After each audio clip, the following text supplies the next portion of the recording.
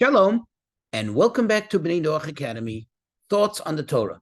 Please remember to hit the like button, to subscribe, and most importantly, to share this insight and inspiration with friends and family. So, we're at the point in the book of Exodus that we're about to experience the actual Exodus. And this Exodus is not just about leaving Egypt, but as the prophet Ezekiel describes this, this is the birth of Am Yisrael, of God's nation.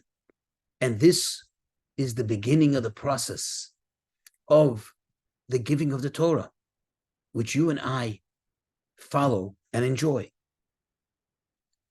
So you would think that the first transmission of a commandment, of something to do in order to accept this amazing role of being God's nation, would actually have the most significance. So let's take a look. What is it that God told him to do? That's the very first thing, the very first commandment that God transmits to the children of Israel through Moses as the beginning of getting all of this in motion. Well, if you look in Exodus chapter 12, it says, Hashem spoke to Moses and Aaron in the land of Egypt, saying, verse 2, this month shall mark for you the beginning of all months. And then he goes on to tell him about the Passover offering.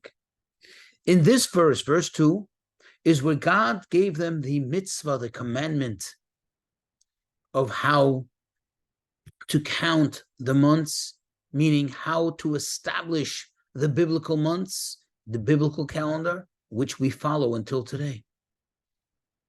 Question. Time is important. Knowing what date it is very important. But is it that important that this is the very first commandment that they're told as a people, as being born into a nation? Think about it. When God revealed himself on Mount Sinai, he didn't mention anything about time. He mentioned about believing in God, about not having idols. That's important. About not killing, about not stealing. That's important. What's so important about this that God couldn't find anything else to start off this process, to begin or to set this into motion? The answer is that God indeed was telling us, is telling us, continues to tell us, time is the most important commodity you have. Everything could be accomplished with time, and almost anything and everything could be lost when that time is not utilized properly. This message is especially essential to our days, to our times.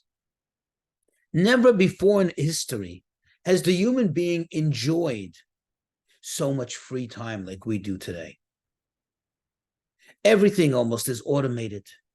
Everything almost, especially in the last several years, is so readily and conveniently available to us that you literally don't even have to leave your house to get essential items. You don't have to go anywhere. You have all this free time. In yesteryear, people had to, in order to cook, what they had to go through in order to prepare the food from scratch. There was no readily available recipes. There were no readily available ingredients. Even when times passed the Industrial Revolution, still, when things were somewhat mass-produced, still they had to do so much in order to prepare the food.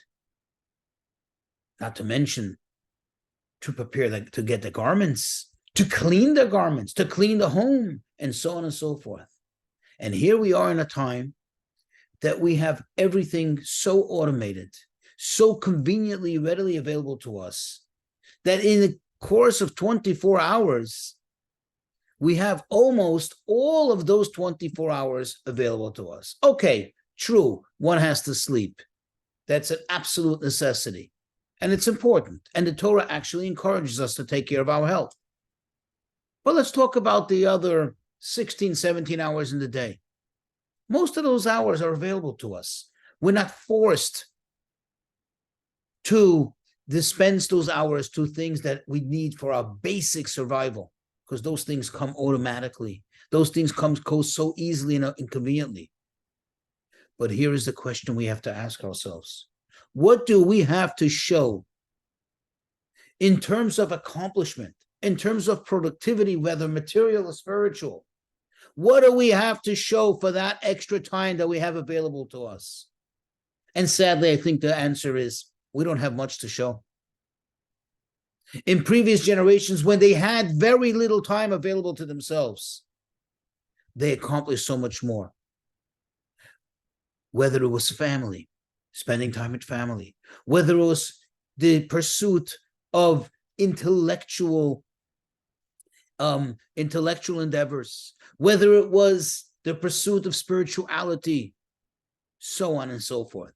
And this is the lesson the Torah tells us, which is a lesson for all times, especially for our times. Remember, before we even begin discussing the details of Torah observance, know that time is the most essential thing you have. Make sure you're aware of that, and therefore make sure that you're going to do something about that awareness.